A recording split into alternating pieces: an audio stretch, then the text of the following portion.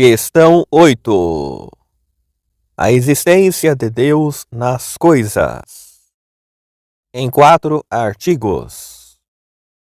Como parece que ao infinito convém estar em toda parte e em tudo, deve-se considerar se isto convém a Deus. A esse respeito são 4 as perguntas. 1. Está Deus em todas as coisas?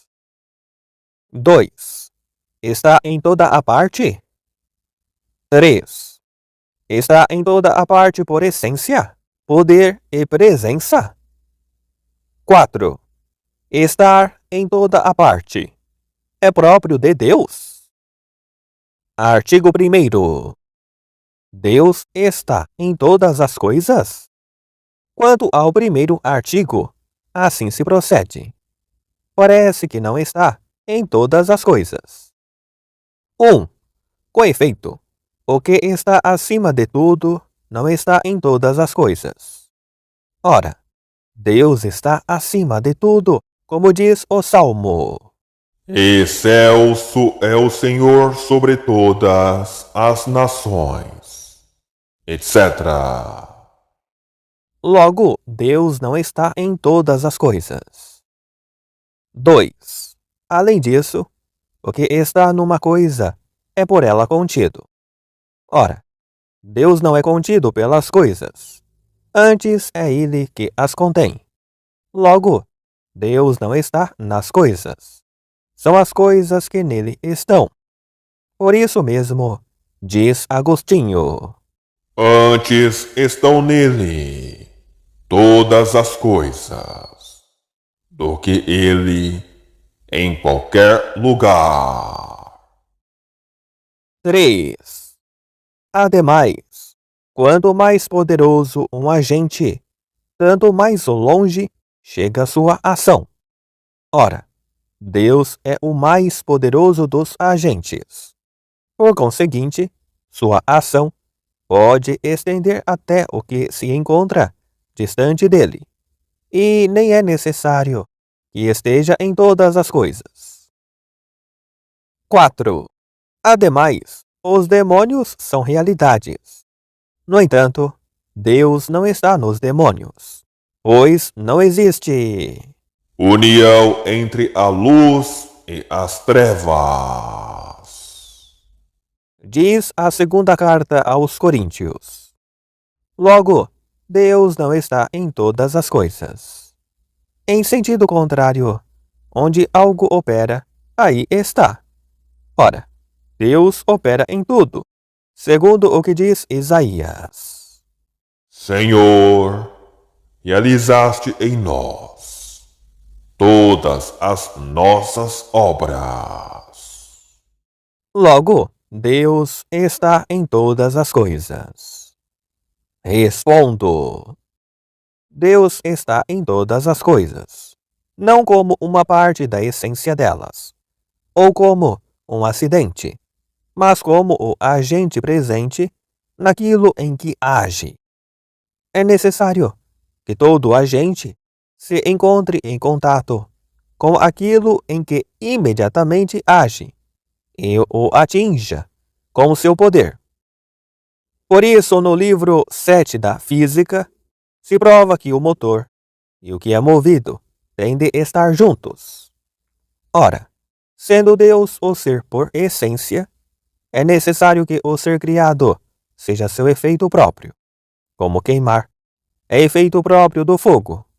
Este efeito, Deus o causa nas coisas, não apenas quando começam a existir, mas também enquanto são mantidas na existência. Como a luz é causada no ar pelo sol, enquanto o ar permanece luminoso. Portanto, enquanto uma coisa possui o ser, é necessário que Deus esteja presente nela, segundo o modo pelo qual possui o ser. Ora, o ser é o que há de mais íntimo e de mais profundo em todas as coisas, pois é o princípio formal de tudo o que nelas existe, como já se explicou. É necessário, então, que Deus esteja já em todas as coisas e intimamente. Quanto ao primeiro, portanto, deve-se dizer que Deus está acima de todas as coisas, em razão da excelência de sua natureza. Mas ele está em todas elas, como causa do ser das mesmas, como acabamos de dizer.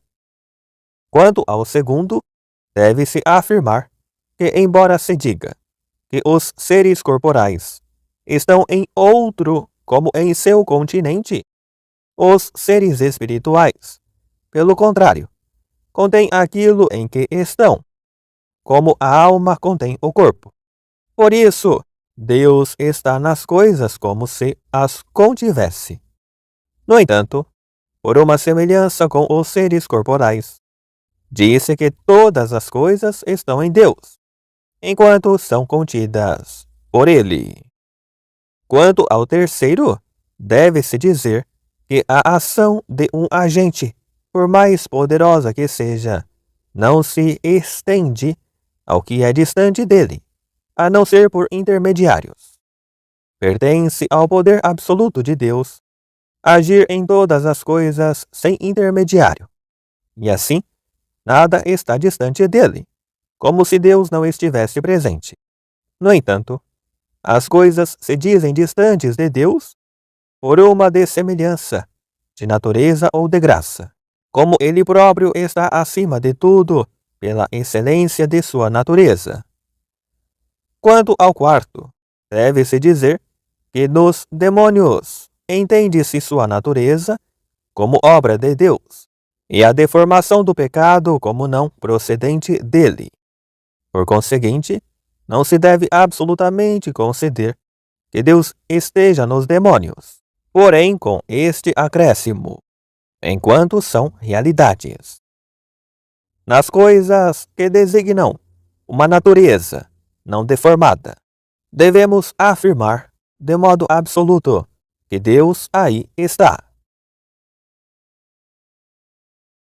Artigo 2º.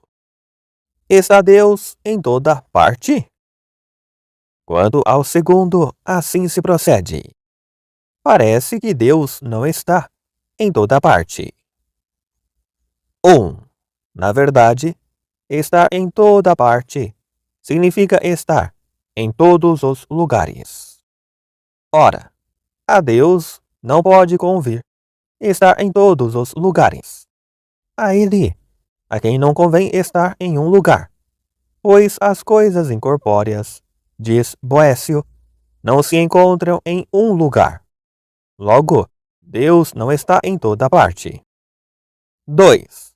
Além disso, o tempo está para o que é sucessivo, como o lugar para o que é permanente.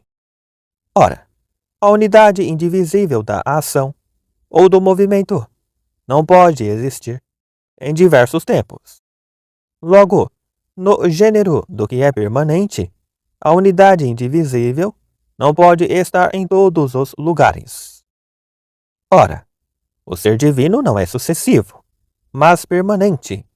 Não pode, por conseguinte, estar em vários lugares. Logo, não está em toda parte. 3. Ademais, o que está todo inteiro em algum lugar, nada tem fora desse lugar. Ora, Deus, se está em algum lugar, aí está todo inteiro, pois não tem partes. Logo, nada dele está fora daquele lugar.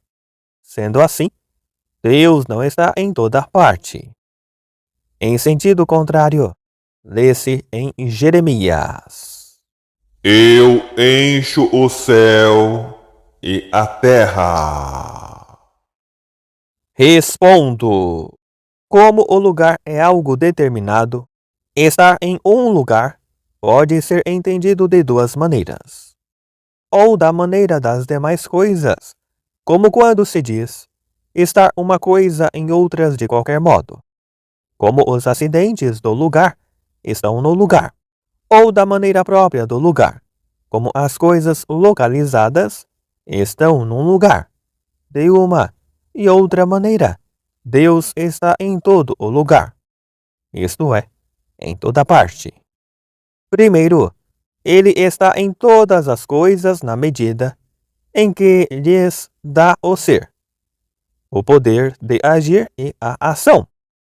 Assim, ele está em todo lugar, dando-lhe o ser e o poder de estar em um lugar.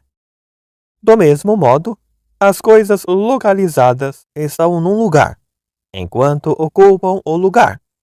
Mas Deus ocupa todo lugar, não porém como se fosse um corpo, pois disse que o corpo ocupa o lugar na medida em que não o divide com outro. Mas pelo fato de Deus ocupar determinado lugar, não se exclui que outros aí estejam. Mas ainda, ele ocupa todos os lugares, por ser ele que dá o ser a todas as coisas localizadas, que juntas ocupam todos os lugares. Quanto ao primeiro, portanto, deve-se dizer que o que é incorpóreo não está em um lugar pelo contato da quantidade dimensional, como os corpos, mas pelo contato de poder. Quanto ao segundo, deve-se dizer que são dois os indivisíveis. Um é o termo do contínuo, como o ponto no que é permanente e o instante no que é sucessivo. O indivisível nas coisas permanentes, por ocupar uma posição determinada, não pode estar em várias partes do lugar, nem em vários lugares.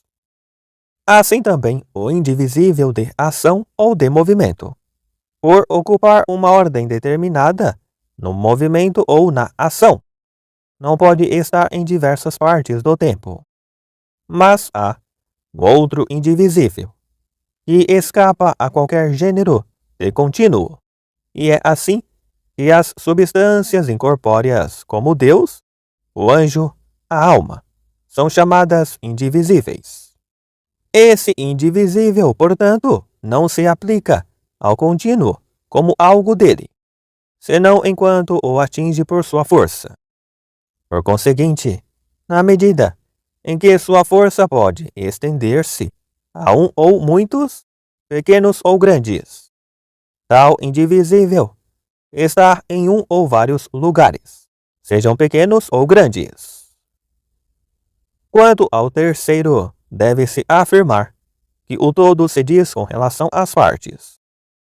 Ora, existem duas partes: as partes da essência, como a matéria e a forma, que são chamadas partes do composto, e o gênero e a diferença, partes da espécie, e também as partes da quantidade, aquelas em que se divide determinada quantidade. O todo que está em um lugar, com toda a sua quantidade, não pode estar fora desse lugar, pois a quantidade do que está localizado é medida pela quantidade do lugar, de sorte que não existe totalidade de quantidade se não existe totalidade de lugar. Mas a totalidade da essência não é medida pela totalidade do lugar. Não é, pois, necessário que o que está todo pela totalidade da essência em um determinado lugar não esteja de modo nenhum fora desse lugar. Isto aparece até mesmo nas formas acidentais, dotadas acidentalmente de quantidade. Assim, a brancura está toda em cada parte da superfície, se entende a totalidade da essência, pois, segundo a perfeita razão de sua espécie, está em cada parte da superfície. Mas se entende a totalidade segundo a quantidade que lhe é acidental, ela não está toda em cada parte da superfície. Ora, nas substâncias incorpóreas não existe totalidade, nem por si, nem por acidente, a não ser segundo a perfeita razão da essência. Eis porque, assim como a alma está toda em cada parte do corpo, assim Deus está em todos e em cada um deles. Artigo 3º. Deus está em toda parte, por sua essência, presença e poder? Quanto ao terceiro, assim se procede. Parece que são mal designados os modos como Deus está nas coisas quando se diz que Deus está em todas as coisas por sua essência, poder e presença. 1. Com efeito, está por essência em algo o que nele está essencialmente. Ora, Deus não está essencialmente nas coisas, pois não é da essência de nada. Logo, não se deve dizer que Deus esteja nas coisas por sua essência, presença e poder. 2. Além disso, estar presente em algo significa não lhe faltar. Ora, estar Deus em todas as coisas, por sua essência, significa que não falta a nenhuma. Logo, para Deus, estar nas coisas por essência e por presença é a mesma coisa. Resulta supérfluo, portanto, dizer que está nas coisas por essência, presença e poder. 3. Ademais, Deus é o primeiro de todas as coisas por seu poder, mas também por sua ciência e vontade. Ora, não se diz que Deus está presente nas coisas por sua essência e vontade. Logo, tampouco por seu poder. 4. Ademais, como a graça é uma perfeição acrescentada à substância das coisas, existem também muitas outras perfeições acrescentadas. Portanto, se dizemos que Deus está de modo especial, em alguns pela graça, parece que de acordo com cada perfeição, deve-se entender uma maneira especial de Deus estar nas coisas. Em sentido contrário, Gregório afirma: De uma maneira geral, Deus está em todas as coisas, por sua presença, poder e substância. Entretanto, de uma maneira íntima, disse que está em alguns, pela graça. Respondo. De duas maneiras se diz que Deus está em uma coisa. Primeiro, como causa eficiente, e nesse sentido, está em tudo que criou. Segundo, como o objeto de uma operação, está naquele que opera, o que é próprio das operações da alma, em que o objeto conhecido está no sujeito que conhece, e o objeto desejado naquele que o deseja. Por esta segunda modalidade, Deus está de modo especial na criatura racional, o que conhece e o ama, em ato ou por hábitos. E como a criatura racional tem isso pela graça, como se verá, é desta maneira que se diz que Deus está nos santos pela graça. Entretanto, como Deus está nas outras coisas criadas, é preciso considerar a partir do que ocorre nas coisas humanas. Por exemplo, dizemos de um rei que está em todo o seu reino por seu poder, ainda que não esteja presente em toda parte. Quanto à presença, dizemos que alguém está presente em todas as coisas postadas sob seu olhar, como numa casa. Tudo o que aí se encontra está presente aquele que aí reside, ainda que ele não esteja substancialmente em todas as partes da casa. Enfim, quanto à substância ou essência, uma coisa está no lugar onde se encontra sua substância. Ora, alguns é o caso dos maniqueus. Pretenderam que ao poder divino estão sujeitas as criaturas espirituais e incorpóreas, mas que as criaturas visíveis e corporais estão sujeitas ao domínio do princípio contrário. Contra estes é preciso dizer que Deus está em todas as coisas por seu poder. Outros, mesmo admitindo que tudo está sujeito ao poder divino, No entanto, não estendiam a providência divina até os corpos inferiores. São os que assim falam no livro de Jó. Ele percorre os contornos do céu e não considera o que é nosso. Contra estes, é preciso afirmar que Deus está em todas as coisas por sua presença. Houve outros ainda que, embora dissessem que tudo depende da providência de Deus, contudo, pretenderão que tudo não foi criado por Deus imediatamente, mas apenas as primeiras criaturas, e estas criaram outras.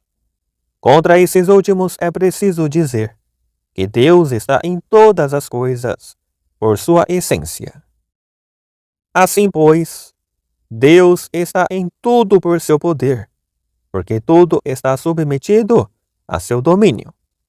Ele está em tudo por sua presença, porque tudo está descoberto e à mostra de seus olhos. Ele está em tudo por sua essência, porque está presente em todas as coisas como causa do ser de todas elas, como já se explicou. Quanto ao primeiro, portanto, deve-se dizer que Deus está presente em todas as coisas por essência, mas não por essência das coisas, como se ele fosse parte da essência delas, mas por sua essência, porque sua substância está presente a todas as coisas, como causa da existência delas. Já o dissemos. Quanto ao segundo, deve-se dizer que algo pode ser dito presente a alguém quando cai sob seu olhar, ainda que distante, quanto à substância. Como se disse, eis porque foi preciso afirmar estes dois modos, por essência e por presença. Quanto ao terceiro, deve-se dizer que é próprio da razão, da ciência e da vontade que o que é sabido esteja naquele que sabe, e o que é querido naquele que quer. Por conseguinte, segundo a ciência e a vontade, as coisas estão em Deus, mais do que Deus nelas. Ao contrário, é próprio da razão do poder ser princípio de ação sobre outro. Por isso, segundo o poder, todo agente se refere a algo exterior. Dessa maneira, pode-se dizer que um agente está em outro. Quanto ao quarto, deve-se dizer que, fora a graça, perfeição alguma acrescentada à substância faz com que Deus esteja em alguém como objeto conhecido e amado. Por conseguinte, somente a graça determina uma singular maneira da presença de Deus nas coisas. Existe, no entanto, outra maneira singular da presença de Deus no homem, a saber, a união, de que se tratará em seu devido lugar. Artigo 4º. Estar em toda a parte é próprio de Deus? Quanto ao quarto, assim se procede. Parece que estar em toda parte não é próprio de Deus.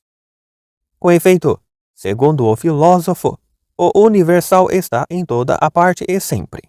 A matéria primeira também está em toda a parte, pois está em todos os corpos. No entanto, nenhum nem a outra são Deus, como já se provou. Logo, estar em toda a parte não é próprio de Deus. 2. Além disso, o número está nas coisas numeradas. Ora, o universo inteiro foi constituído em número, de acordo com o livro da sabedoria. Existe, portanto, um certo número que está em todo o universo, em toda parte. 3. Ademais, o universo inteiro é uma espécie de corpo perfeito, como se diz no primeiro tratado do céu e do mundo. Ora, o universo inteiro está em toda parte, pois não existe lugar algum fora dele. Logo, não é apenas Deus que está em toda parte. 4. Ademais, se houvesse um corpo infinito, não haveria lugar algum fora dele, ele então estaria em toda parte. Logo, estar em toda parte não parece ser próprio de Deus. 5. Ademais, a alma, diz Agostinho, está toda inteira no corpo todo e toda inteira em cada parte. caso houvesse no mundo um único ser animado, sua alma estaria em toda parte. Assim, estar em toda parte não é próprio de Deus. 6. Ademais, como diz ainda Agostinho, a Volusiano, Onde a alma vê, ela sente. Lá onde sente, vive. E lá onde vive, é. ora, a alma vê, por assim dizer, por toda parte, porque sucessivamente ela vê até mesmo o conjunto do céu. Logo, a alma está em toda parte. Em sentido contrário, Ambrósio escreve: Quem ousaria dizer que o Espírito Santo é uma criatura? Ele que está em tudo, em toda parte e sempre.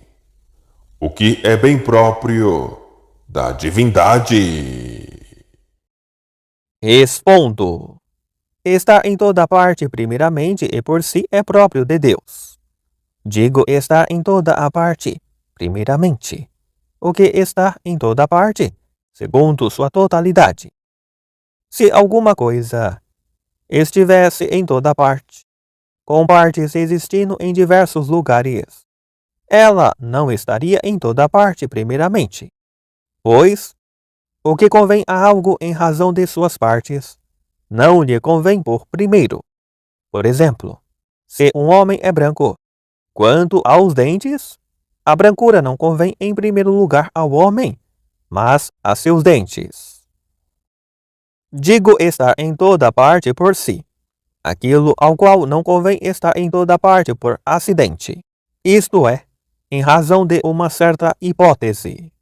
Assim, um grão de milho estaria em toda parte, na hipótese de não existir nenhum outro corpo. Está em toda parte por si. Portanto, convém a uma coisa enquanto ela é tal, que em qualquer suposição lhe corresponda estar em toda parte. Isto convém propriamente a Deus, porque por mais numerosos que sejam os lugares supostos, mesmo uma infinidade, além dos que já existem, é necessário que Deus esteja em todos, porque nada pode existir, a não ser por Ele. Assim, estar em toda parte, primeiramente e por si, convém a Deus e é próprio dele. Porque por mais numerosos que se suponham os lugares, é necessário que Deus esteja em cada um deles, não segundo uma parte de si mesmo, mas segundo Ele mesmo. Quanto ao primeiro, portanto, deve-se dizer que o universal e a matéria primeira estão em toda a parte, não porém segundo o mesmo ser. Quanto ao segundo, deve-se dizer que como o número é um acidente, não está em um lugar por si, mas por acidente. Ele tampouco está todo inteiro em cada um dos enumerados, mas apenas em parte. Assim, não se conclui que esteja em toda parte, primeiramente e por si mesmo.